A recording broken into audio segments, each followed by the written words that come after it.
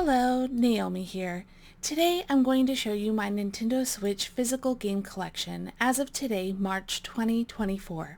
I really enjoy collection videos, but they sometimes run a little long for my taste. So in today's video, I decided to group my games together in a variety of categories to show multiple games at a time. I'm not going to be talking about every game individually, so if you have any questions about any title shown, please feel free to leave a comment below. Like I said, this will be my physical Switch collection. I do have roughly 200 games digitally as well, many of those being small puzzle or board games, but I won't be going over any of those titles in today's video. I also own several collector's editions, but I really just want to show the games themselves, so for the most part I won't be including those, although some titles don't have regular cases because of the edition they were a part of. According to my GameEye app, I currently have 237 physical games in my collection. So without any further ado, let's get started. There are quite a few Mario games on the Switch. These are all great games, maybe with the exception of Mario Tennis Aces, or at least that isn't a title I particularly enjoyed.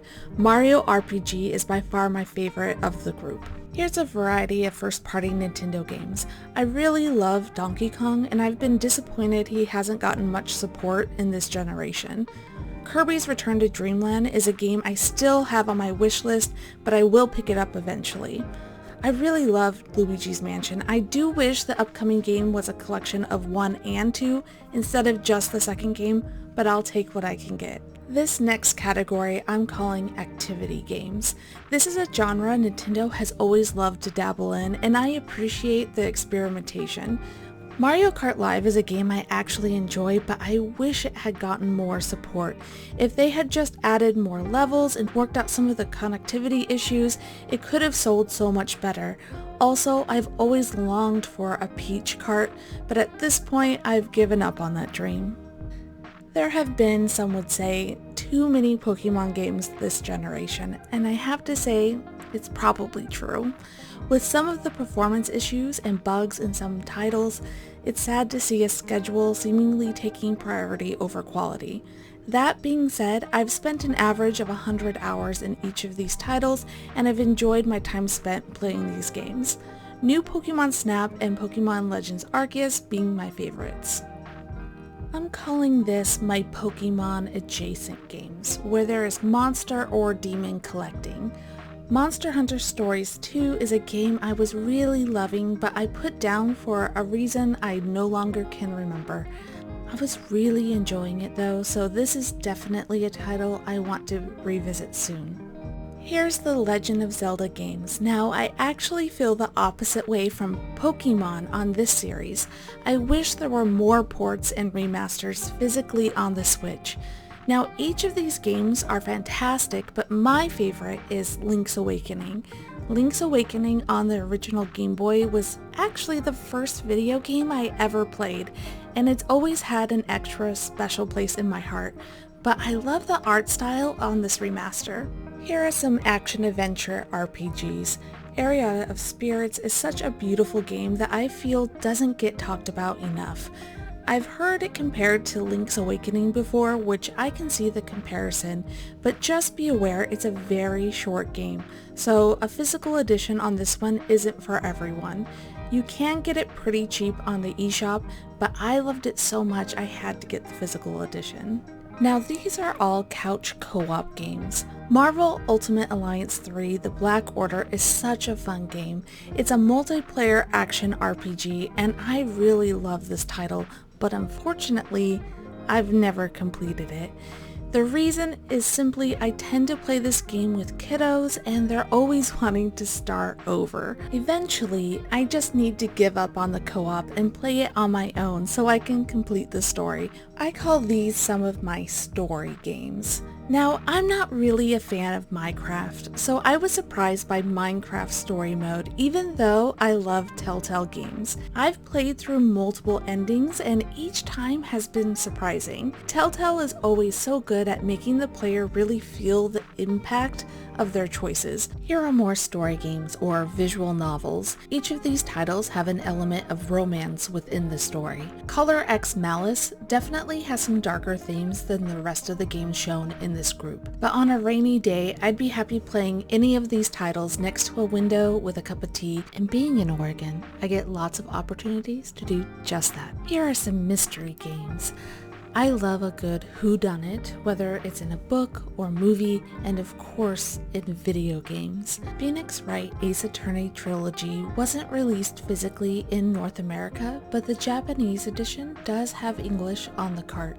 Here are some puzzle games, or games with puzzle elements. Tandem, A Take of Shadows is a very interesting title.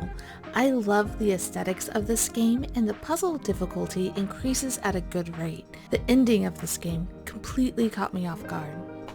Now, I know I said I don't care for Minecraft, and it's true, but it's one of my son's favorites, so of course we have it in the collection. Portal Knights released fairly early in the Switch's life and was one of the few online multiplayer games on the Switch at that time. I definitely appreciated it for what it was, but I don't think it's a game I would be diving back into anytime soon. These are all high-speed action games where you battle your way through massive armies. Three Hopes is probably my favorite, but I really enjoy all of these games. These are all games that are more to my husband's taste than my own. Most of these games are action platformers, although Demon Throttle is an action shooter. We're actually planning on playing that game together. Angry Video Game Nerd is a YouTube channel my husband and I have watched together for many years now, so it's fun to have a physical copy of the games based on that character. There are so many games that have been remade or ported to the Switch. Atari 50, the anniversary celebration, is a dream game in my opinion. I love all the behind the scenes content. It's so fascinating to me. But then there's all the games in the collection as well. This is a must game for anyone interested in gaming history or the Atari. Here we have some third-person shooters. Splatoon is a game series my family has always enjoyed, and in the past we've treated Splatfest almost like a holiday in my household. Here are some Metroid and Metrovania style games. That top center game is Metroid Dread, and that is truly a fantastic game with a wonderful art style. The game really earns its title by invoking the feeling of dread at times. I got some good jump scares out of this game. Here are some horror or creepy themed games. Goosebumps the game is actually a point and click style adventure game, which is a style of game I love, so I'm so glad to have this game in my collection. Resident Evil is one of my all-time favorite games, so that is a must-own for me. I love board games and card games, so of course I love the video game versions as well. The YuGiOh Rush Duel only received a physical edition in Japan and doesn't have English included. I only have this in my collection because I have all the amiibo cards and also wanted the promotional game cards that came with this physical edition. An English edition of the game is available on the eShop. Here we have some dungeon crawlers. Now I just want to address that we do have 3 Switch consoles in my household, and although we do have multiples for a couple of games that have online multiplayer, we don't currently have any triple copies. Now, Diablo 3 is definitely a contender for that first triple dip. This is an assortment of action games. The bottom row are my son's favorite games, with Dragon Ball Z Kakarot being his favorite. Although I'm not a Dragon Ball fan myself, he has talked me into giving the game a try sometime, so it's currently in my backlog. That game on the top row, fourth from the left, is Monster Hunter Rise Sunbreak. I do enjoy the Monster Hunter games, but I have a hard time sticking with them, and it isn't the easiest game to be jumping in and out of. at least for me. I'm calling this a collection of space games. Star Wars Racers is a game I played with a passion when I was a kid. A childhood friend and I memorized the first track and then at parties would play the track with our eyes closed and tell the other girls the Force was guiding us. I have so many good memories wrapped up in that game. Now this is a little embarrassing, but this is an assortment of RPGs I haven't played yet, or at least haven't played much of yet. These aren't the only unplayed games in my collection, but these are all games I want to play really soon. The highest priority is probably Alive Alive, but I like to see what I'm in the mood for when I'm ready to pick my next game, so who knows what I'll play next. Here are tactical RPGs. That first game is Fire Emblem Three Houses, and oh my goodness, I love the Fire Emblem games so much. Three Houses is my favorite between that and Engage, although I really love them both. I have played through Three Houses 4 times now, once for each house and once for the DLC, and I still want to play it again. Animal Crossing New Horizons seemed to release at the perfect time in everyone's life. I put in about 1,000 hours into New Horizons within the first year, and I have completed islands on all 3 of our Switches. Here's a collection of Final Fantasy games. The Pixel Remasters is such a fantastic collection. I played through the entire collection and it was an amazing journey. It was my first time playing each of them, 1 through 6, and I'm so happy to have finally experienced them for myself. Okay, this is a lot of games at once, but these are all strategy games.